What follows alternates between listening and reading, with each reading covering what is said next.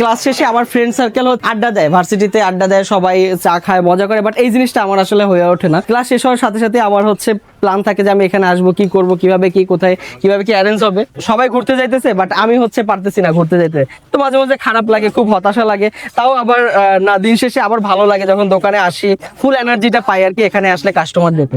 4টা হাঁস আর 1 হাঁড়ি খিচুড়ি দিয়ে আমি এখানে শুরু করছি আর কি। 20,000 টাকা দিয়ে শুরু করছিলাম। এখন আমার এখানে প্রায় 3 লাখ টাকার জিনিস আছে। যখন আমি শুরু করি, আমি আর আমার একটা জাস্ট ফ্রেন্ড ছিল সাথে, ও আমরা দুইজন মিলেই এখানে ফার্স্ট শুরু করেছিলাম ওর হেল্প নিয়ে। পরে এখানে 1 সপ্তাহের মধ্যে আরো 3 জন লোক নিতে হয়েছে, আর এখন মোটামুটি এখানে 7 জন লোক আছে, আর আমি সহ 8 জন। এখানে আমার আছে সব থেকে স্পেশাল আমাদের রাজহাঁস আর খিচুড়ি, আমাদের দেশি হাঁস আছে, রুমালি রুটি আছে, চাপড়ি আছে, আর দেশি মুরগি আছে, একদম অথেন্টিক গ্রামের দেশি মুরগি। এমনও হয়েছে ভাইয়া যারা কখনো হাঁস ট্রাই করে না বা জীবনে খায় নাই, তারা হাঁস খাইছে এবং হাঁসের এমন ফ্যান হয়েছে যে তারা এখন রেগুলারই সপ্তাহে 2-1 বার আসে হাঁস খাইতে। আমাদের সব কাস্টমারই রেগুলার ভাইয়া, দেখা যায় সপ্তাহের মধ্যেই আপনার 2-1 বার সবাই আসে এরকম। তাই আমি বিজিএম ইউনিভার্সিটিতে টেক্সটাইল ইঞ্জিনিয়ারিং পড়তেছি, রানিং 4th ইয়ার।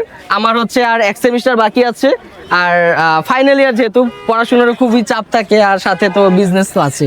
সবার শুরুটাই অনেক কঠিন হয়, আমার জার্নিটা আসলে অনেক কঠিন ছিল এখানে, যেহেতু শুরুর দিকে রান্না বান্না বলেন বা সব বলেন, এমন হয়েছে হাত কাইটা গেছে। বাট এই কাজটা সব থেকে সহজ হয়েছে আমার বড় ভাই, সে অনেক সাপোর্ট করছে। সে দুধ চিতইটা আছে পুরো খেজুরের গুড় দিয়ে, আর দুধ পুলি পিঠা, এই 2টা আইটেম এখন আছে, আরো কিছু পিঠা আমরা শীতের মধ্যে নিয়ে আসবো।